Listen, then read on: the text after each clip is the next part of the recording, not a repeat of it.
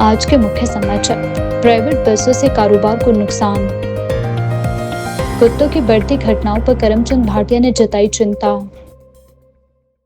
बड़ी ठंड, कई स्थानों पर तापमान 0 से नीचे। हिमाचल में इस बार सेब सीजन रहा सफल। HRTC की लगेज पॉलिसी में बड़ा बदलाव। शिमला में बनेगा हिम एरा हिमाचली हाट। दयानंद पब्लिक स्कूल का वार्षिक पारितोषिक वितरण समारोह। आम आदमी पार्टी ने हिमाचल में शुरू किया जनता से जुड़ाव अभियान। रिज मैदान पर लॉयंस क्लब ने लगाया रक्तदान शिविर। अब समाचार विस्तार से। टैक्सी मैक्सी वेलफेयर के प्रधान जितेंद्र ने बताया कि प्राइवेट बस संचालक टूरिस्टों को साइट सीन दिखाने और घुमाने के लिए अपनी सेवाएं दे रही है, जिससे टैक्सी और मैक्सी चालकों के कारोबार पर भारी असर पड़ रहा है। जितेंद्र ने इस मुद्दे को गंभीरता से उठाते हुए डिप्टी डायरेक्टर से मुलाकात की। उन्होंने बताया कि डिप्टी डायरेक्टर ने उन्हें पूर्ण आश्वासन दिया है कि भविष्य में इस तरह की गतिविधियां दोबारा नहीं होगी और टैक्सी मैक्सी चालकों के हितों की पूरी तरह रक्षा की जाएगी। प्रधान जितेंद्र ने प्रशासन से यह भी मांग की है कि नियमों का कड़ाई से पालन करवाया जाए ताकि टैक्सी और मैक्सी चालकों को उनके हक का काम मिल सके।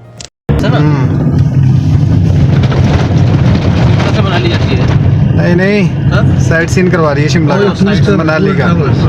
मणिकरण में है, मणिकरण जा रही है ये दोनों बसें। ये हम लोग कभी मणिकरण रास्ते में है ना। ये मणिकरण का रास्ता ही तो है, छोटा सा।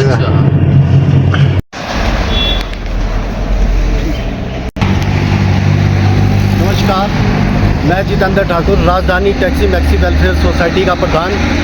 आज हम डायरेक्टर ट्रांसपोर्ट जी से मिलने आए थे। जो हमारे कुछ मुद्दे थे प्राइवेट बस के बारे में, जिसमें प्राइवेट बस वाले जो है टूरिस्ट को कभी कुफरी कभी साइट सीन करवाने ले जाते हैं। तो इस बारे में आज हम डिप्टी डायरेक्टर साहब से मिले, जिन्होंने हमें पूर्ण आश्वासन दिया है कि यह दोबारा से नहीं होगा।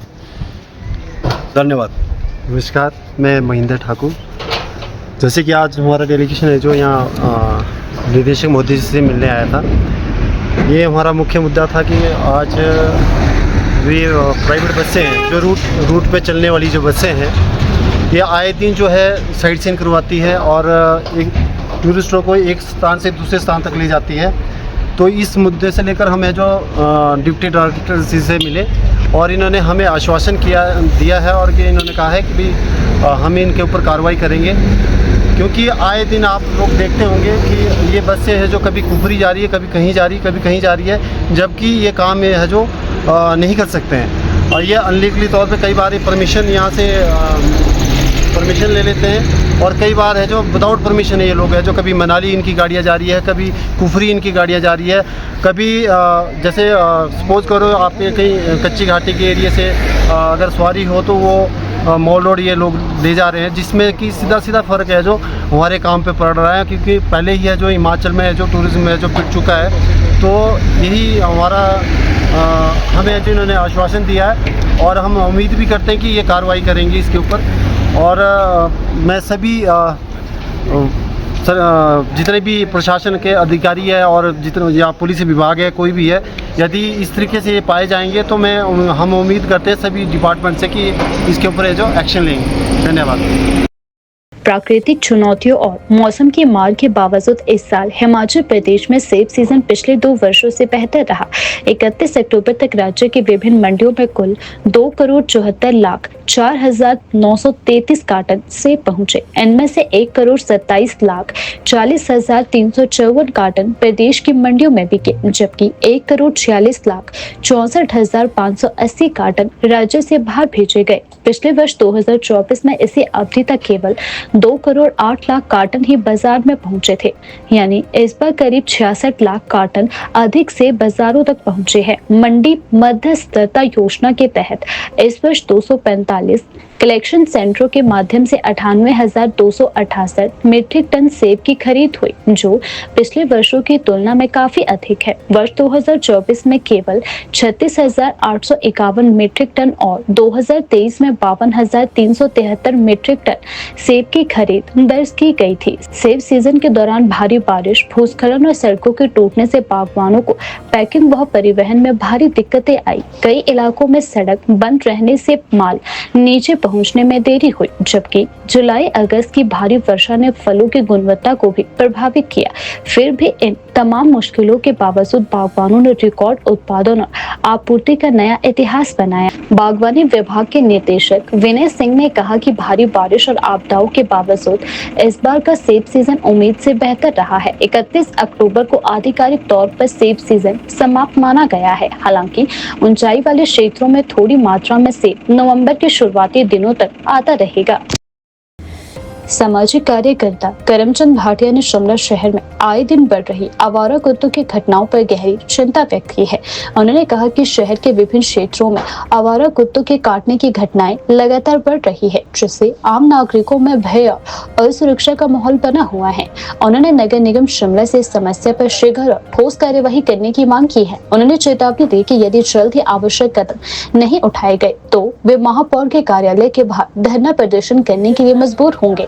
उन्होंने कहा कि शहर में स्वच्छता और सुरक्षा दोनों ही नगर निगम की प्राथमिक जिम्मेदारियां है और अब समय आ गया है कि इस गंभीर समस्या के समाधान के लिए ठोस कदम उठाए जाए। गलों में, मोहल्लों में, बस अड्डों पर, चौराहों पर कहीं भी जाएं, आवारा कुत्तों की भरमार हो चुकी है।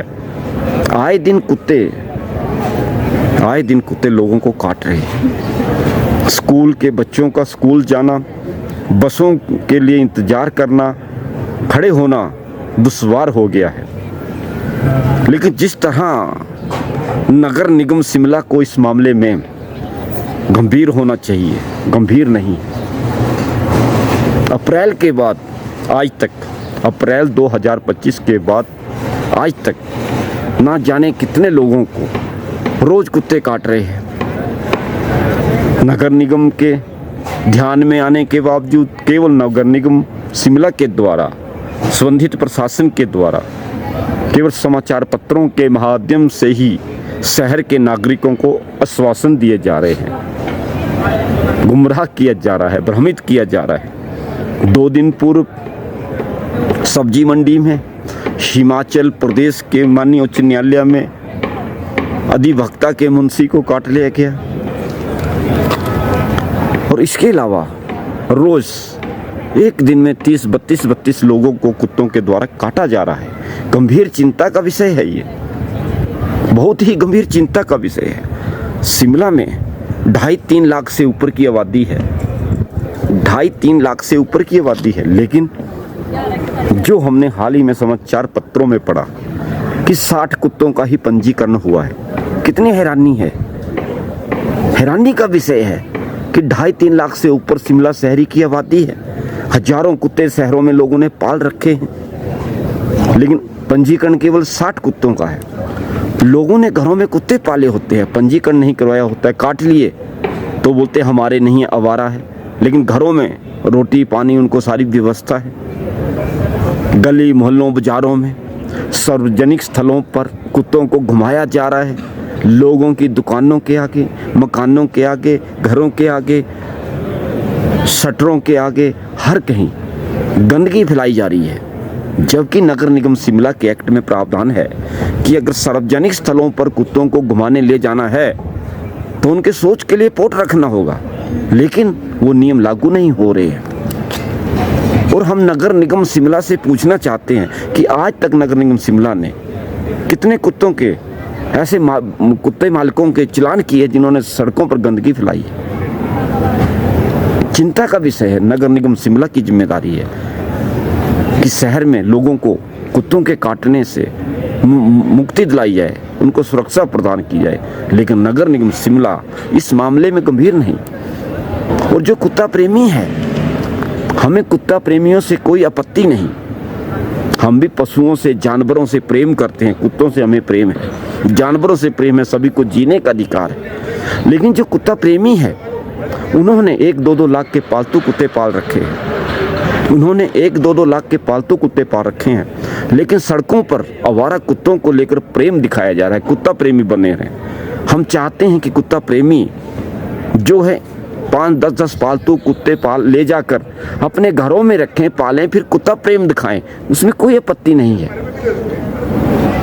लेकिन हैरानी का विषय है कि शहर में कुत्तों का आतंक बढ़ता जा रहा है, तो हम नगर निगम शिमला के महापौर, उप महापौर और नगर निगम शिमला के अंदर संबंधित प्रशासनिक अधिकारियों से आग्रह कर रहे हैं, बार बार बेनती कर रहे हैं कि हमें मजबूर मत किया जाए धरना प्रदर्शन के लिए।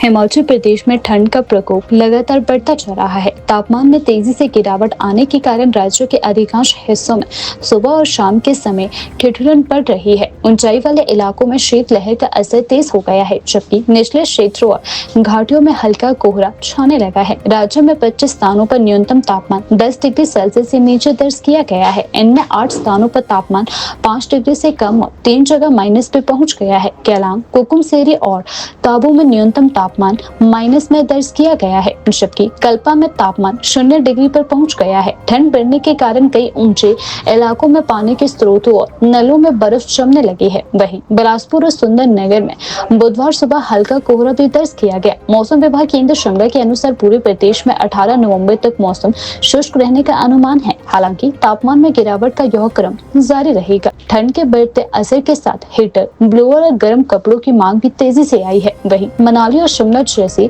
पर्यटन नगरियों में सैलानियों की आवाजाही बढ़ चुकी है, जिससे स्थानीय व्यापारियों के चेहरे पे खिल उठे हैं।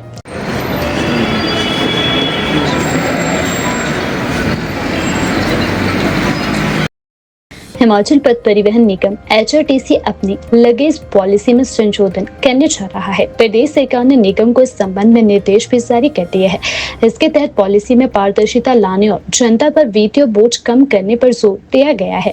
वर्तमान में निगम की व्यवस्था के अनुसार बसों में सामान भेजने पर 5 किलो तक के भार के लिए एक यात्री किराए का चौथा हिस्सा, 6 से 20 किलो तक के सामान पर आधा किराया और 21 से 40 किलो तक के सामान पर पूरा यात्री किराया वसूला जाता है। वहीं 41 से 80 किलो तक सामान भेजने पर 2 यात्रियों के किराए के बराबर शुल्क देना पड़ता है। प्रदेश सरकार ने अब इस प्रणाली में एक रूपता और पारदर्शिता लाने के निर्देश दिए हैं। सरकार का उद्देश्य यह सुनिश्चित करना है कि लोगों पर अतिरिक्त वित्तीय बोझ न पड़े और बसों में सामान भेजने की प्रक्रिया अधिक सरल और न्याय संगत बने। इस दिशा में परिवहन निगम ने एक विशेष कमेटी गठित की है, जो चालकों परिचालकों से फीडबैक लेकर यह पता लगा रही है कि बसों में आमतौर पर लोग कितना सामान लेकर सफर करते हैं और क्या मौजूदा दरें व्यवहारिक है। गौरतलब है कि HRTC ने इससे पहले नवंबर 2023 में अधिसूचित लगेज पॉलिसी के क्लास नंबर 26 में संशोधन करते हुए किरायों में कमी की थी। अब आगामी संशोधन से उम्मीद है कि यात्रियों को और अधिक राहत मिलेगी और बसों में सामान भेजना किफायती और पारदर्शी बनेगा। हिमाचल प्रदेश में महिलाओं के सशक्तिकरण और ग्रामीण उद्यमिता को नई दिशा देने के उद्देश्य से हिमाचल प्रदेश राज्य ग्रामीण आजीविका मिशन ग्रामीण विकास विभाग के तहत एक नई पहल शुरू कर रहा है। इस पहल के तहत मेरा हिमाचली हाट का निर्माण लिफ्ट पार्किंग शिमला में किया गया। इस हाट का शिलान्यास आज सुबह 11:30 बजे माननीय सुखविंदर सिंह सुक्खू ने किया।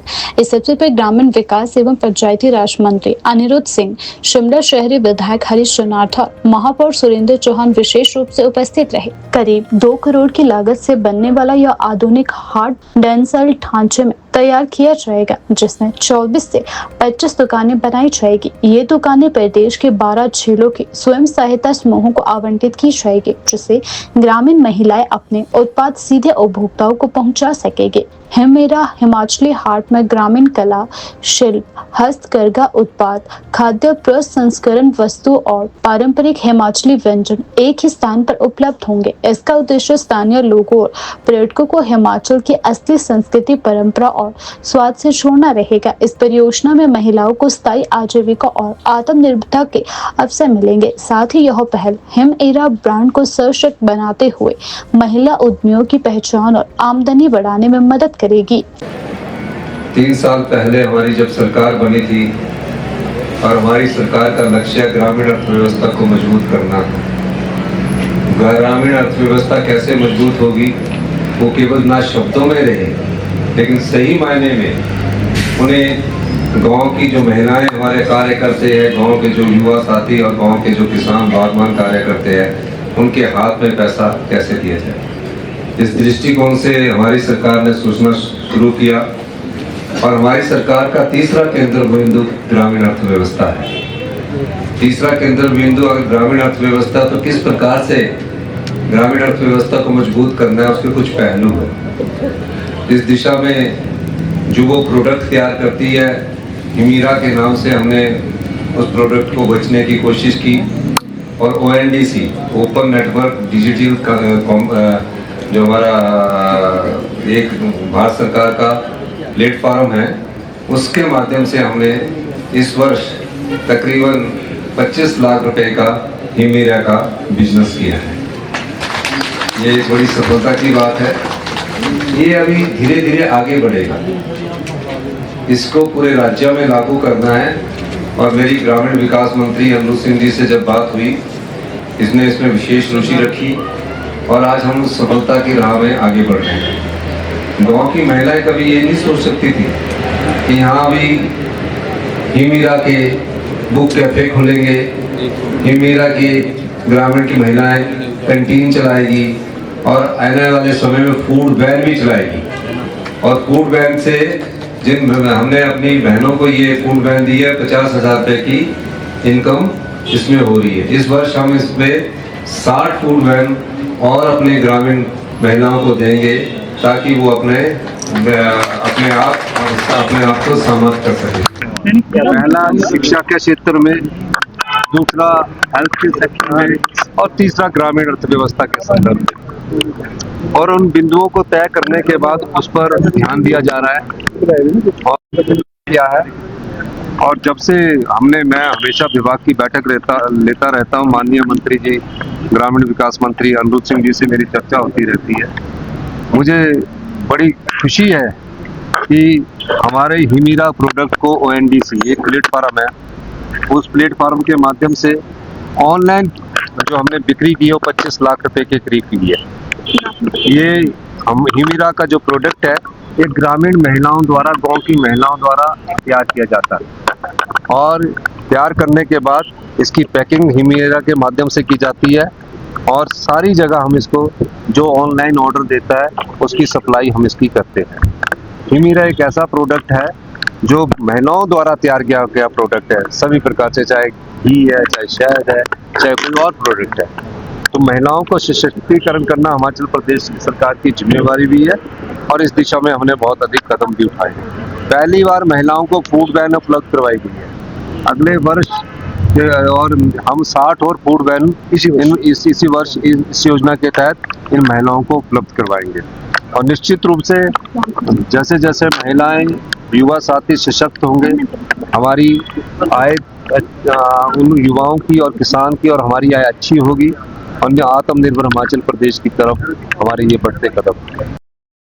शिमला के ऐतिहासिक गेटी थिएटर में आज दयानंद पब्लिक स्कूल का वार्षिक पारितोषिक वितरण समारोह बड़े उत्साह के साथ आयोजित किया गया। इस अवसर पर लोक निर्माण मंत्री विक्रमादित्य सिंह बतौर मुख्य अतिथि पहुंचे। कार्यक्रम के दौरान मंत्री विक्रमादित्य सिंह ने शैक्षणिक और खेलकूद गतिविधियों में उत्कृष्ट प्रदर्शन करने वाले मेधावी विद्यार्थियों को सम्मानित किया। उन्होंने विद्यार्थियों को मेहनत, अनुशासन और ईमानदारी के साथ अपने लक्ष्यों की प्राप्ति के लिए प्रेरित किया। इस मौके पर विद्यालय के प्राचार्य ने वर्ष भर की शैक्षणिक उपलब्धियों और सह पाठ्यक्रम गतिविधियों की रिपोर्ट प्रस्तुत की और विद्यार्थियों की उपलब्धियों पर गर्व व्यक्त किया। समारोह में अभिभावकों, शिक्षकों और विद्यार्थियों ने बड़ी संख्या में भाग लिया।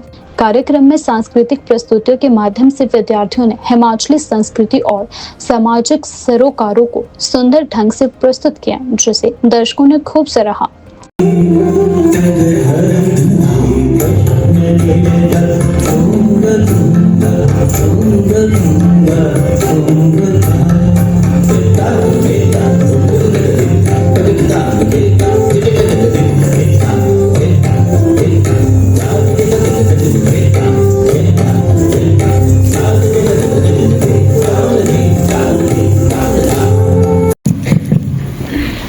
मुझे बहुत प्रसन्नता है और बहुत खुशी है। दयानंद पब्लिक स्कूल शिमला द्वारा जो एनुअल प्राइज डिस्ट्रीब्यूशन कार्यक्रम का आयोजन शिमला के इस ऐतिहासिक गेटी थिएटर में हो रहा है, इसमें मुझे आने का शुभ अवसर प्राप्त हुआ और अपने व्यस्त समय से समय निकालकर यहाँ पे जो हमारे ऊर्जावान बच्चे जो न केवल अपने स्कूल में मगर पूरे प्रदेश के लिए और हम सब के लिए एक मिसाल कायम हो रहे हैं, उनके साथ समय बिताने का मुझे अवसर मिला और किस तरीके से छोटी उम्र से लेकर बड़ी उम्र तक एक नया अध्याय ये शिक्षा जगत में भी और शिक्षा के साथ साथ और को करिकुलर एक्टिविटीज़ में भी बना रहे हैं, इसके लिए मैं इनको बहुत बहुत शुभकामनाएं देना चाहता हूं। और इनके साथ जो इनके मेंटोर्स हैं, जो स्कूल के प्रिंसिपल हैं, स्कूल के सभी टीचर्स हैं, उनको भी मैं बहुत बहुत बधाई देना चाहता हूं। और जो माता पिता यहाँ पर अपने बच्चों का प्रदर्शन देखने के लिए भी और साथ ही साथ जिनको यहाँ पे सम्मानित किया गया है, उन सब के जो माता पिता यहाँ पर आए हैं, आप सबको भी मैं शुभकामनाएं देना चाहूँगा कि आपने अपने बच्चों के अंदर जो बहुत अच्छे संस्कार दिए हैं और किस तरीके से वो अपने परिवार का तो नाम रोशन कर ही रहे हैं मगर प्रदेश का भी नाम रोशन कर रहे हैं, उसके लिए मैं आप सभी को भी बहुत बहुत शुभकामनाएं देना चाहता हूँ। शिमला में हमदर्शन चैनल से बातचीत के दौरान आम आदमी पार्टी आप के नेता राजेश राणा ने कहा कि पार्टी के कार्यकारिणी गठन में सभी कोऑर्डिनेटर की अहम भूमिका रही है।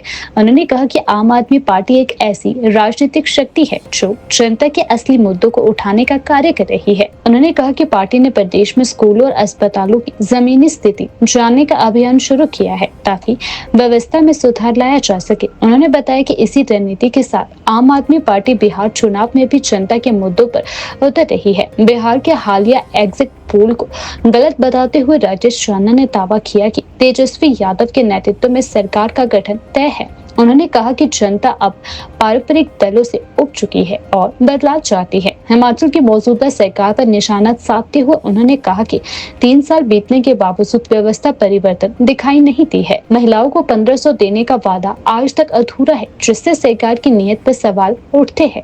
उन्होंने कहा कि मौजूदा सरकार पर शुरू से ही मित्रों की सरकार होने के आरोप लगते रहे हैं। आम आदमी पार्टी आने वाले समय में जनता के हितों की लड़ाई सड़कों से सदन तक लड़ने के लिए तैयार है। मैं चाहूंगा कि मैं पूर्व में प्रदेश उपाध्यक्ष था डॉक्टर रिंग, पर अभी मैं आज की डेट में जिला शिमला का कोऑर्डिनेटर के रूप में काम कर रहा हूं। और अभी जो कार्यकारिणियां बनी है, जैसे हमारे शिमला की भी बनी है और सब जिलों की बनी है, उसमें हम सब कोऑर्डिनेटर्स का रोल रहा है ये कार्यकारिणी बनाने में।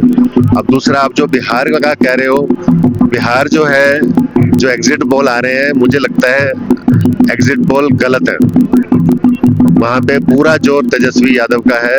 सरकार मुझे लगता है तेजस्वी यादव ही बनाएंगे। देखिए, आम आदमी पार्टी एक ऐसी पार्टी है जो जनता से जुड़े मुद्दों को उठाती आई है और हमने हिमाचल में भी ये काम शुरू कर दिया है। हम स्कूलों में विजिट कर रहे हैं, अस्पतालों में, डिस्पेंसरियों में, हम जनता का दिल जीतने में काम शुरू हम कर चुके हैं। और ऐसी ही रणनीति के साथ हमने बिहार में भी चुनाव लड़ा है। आपको शायद नहीं मालूम, 80 सीटों पे हमारी पार्टी बिहार में भी चुनाव लड़ रही है, क्योंकि राजनीतिक दल है, चुनाव तो लड़ना ही पड़ेगा, भले हम हारे या जीते, हमें अपनी प्रेजेंस वहां बना के रखनी पड़ेगी। और बिहार में भी हम लड़ रहे हैं।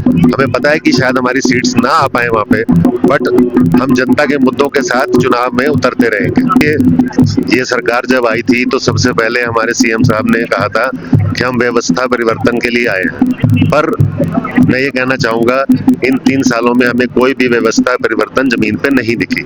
आप कोई भी मुद्दा उठा लो, आप प्रदेश का जो फाइनेंशियल क्रंच है वो 35,000 करोड़ और कर्जा ले लिया, तो मतलब हम 1 लाख पार हो चुके हैं, 1,05,000 कर्जा है। अच्छा, उसके बाद महिलाओं के लिए जो उन्होंने बोला था हम 1500 रुपए देंगे, कहाँ दिए? सिर्फ एक लाहौल स्पीति में दिए, वो भी बेवकूफ बनाया कि सिर्फ वहाँ थोड़ी महिलाएं कम है, इस वजह से ऐसा किया। और उसके अलावा महिला सुरक्षा का मुद्दा तो है ही है, कितने मुद्दे यहाँ हो चुके हैं, सोलन में हुआ, ये वाला भी हुआ, सब बहुत सारे मुद्दे हैं जो महिला सुरक्षा में भी सरकार ये विफल होती दिख रही है।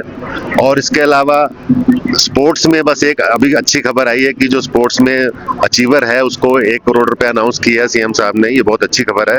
पर मैं ये कहना चाहूंगा इससे पहले कुछ और भी तो थे मेधावी छात्र जो हॉकी में आए थे, तो उनको क्यों नहीं दिया, ये भी एक थोड़ा सा सवाल है। कि मैं तो एक ही बात कहना चाहूंगा, इस सरकार पे शुरू से ही आरोप लगता रहा है मित्रों की सरकार। तो ये भी अब इस बात से साबित होता है, क्योंकि जो मेयर साहब हैं वह भी छोटा शिमला से ही बिलोंग करते हैं और सुक्खू साहब भी छोटा शिमला से ही हैं।